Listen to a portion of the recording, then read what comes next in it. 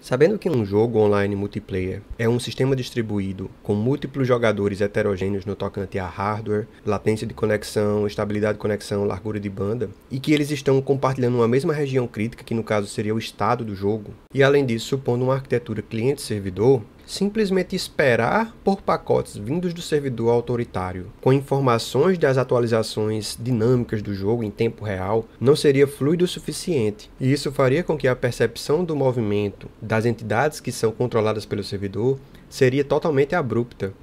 com vários espaçamentos de tempo que são visivelmente não contínuos. E isso é principalmente verdade em jogos de tempo real. Para mitigar este problema, existem algumas técnicas sobre as quais eu vou falar aqui. A primeira delas é a predição no lado do cliente. O que seria isso? Basicamente, essa técnica parte do princípio que o cliente conhece de antemão como é que o jogo funciona, quais são as mecânicas e quais são as consequências de alteração de estado para cada tipo de entrada que o jogador fornece ao sistema. Então, ao invés de o cliente esperar o servidor confirmar que recebeu aquela entrada e informar o novo estado do jogo como consequência daquela entrada, o cliente vai lá e se antecipa calculando o novo estado do jogo autonomamente. E nesse meio tempo, o servidor vai confirmar que recebeu a entrada e vai enviar o novo estado do jogo. E aí, como o servidor é autoritário, o cliente vai ter que obedecer ao novo estado do jogo calculado pelo servidor. Só que se o cliente já tiver feito uma boa previsão do novo estado do jogo dada aquela entrada, não vai ser necessário fazer nenhum ajuste em relação ao estado imposto pelo servidor, porque eles vão ser os mesmos. No entanto, se existirem muitas variáveis em jogo, como por exemplo muitos outros jogadores que podem influenciar no estado de cada jogador, então pode ser que o cliente não faça boas predições e aí o jogo não vai ser tão consistente como ele seria se ele esperasse pelo servidor toda vez para atualizar o estado do jogo. E aí a gente tem um trade-off entre responsividade e consistência. Então, quanto mais previsões o jogador fizer, mais fluido o jogo vai ser. No entanto, possivelmente ele vai ter menos consistência em relação ao real estado do jogo calculado pelo servidor. E aí as características do jogo vão entrar aí nessa equação, Então, se a gente tiver entidades, por exemplo, que tenham alta inércia, ou seja, que podem mudar de velocidade menos facilmente, então a previsibilidade dessas entidades vai ser maior do que se forem entidades com baixa inércia, ou seja, entidades que têm alto grau de liberdade e que podem mudar quase que instantaneamente sua velocidade e direção, por exemplo, ou então tomar ações repentinas. Isso aí é mais difícil de ser previsível.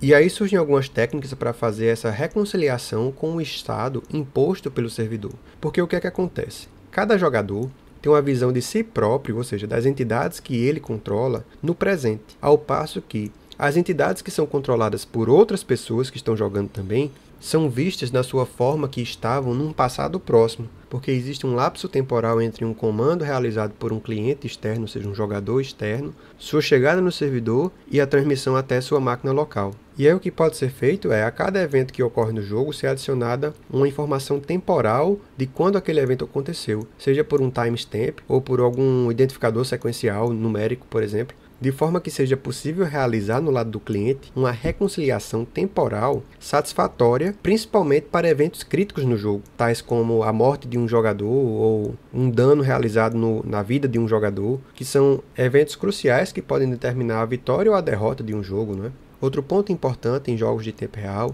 é a quantidade de vezes por segundo que um servidor envia atualizações para os clientes. Uma saída para aumentar a fidedignidade do jogo é aumentar essa taxa de transmissão ao máximo, só que isso aí vai consumir muita banda. E aí uma coisa que pode ser feita é, ao invés de enviar atualizações instantâneas de estado a cada transmissão, cada vez que o cliente enviar informações ao servidor, ele não vai enviar apenas a informação instantânea, e sim um conjunto de informações dos últimos milissegundos em conjunto, de forma que quando o servidor for enviar essas informações para os outros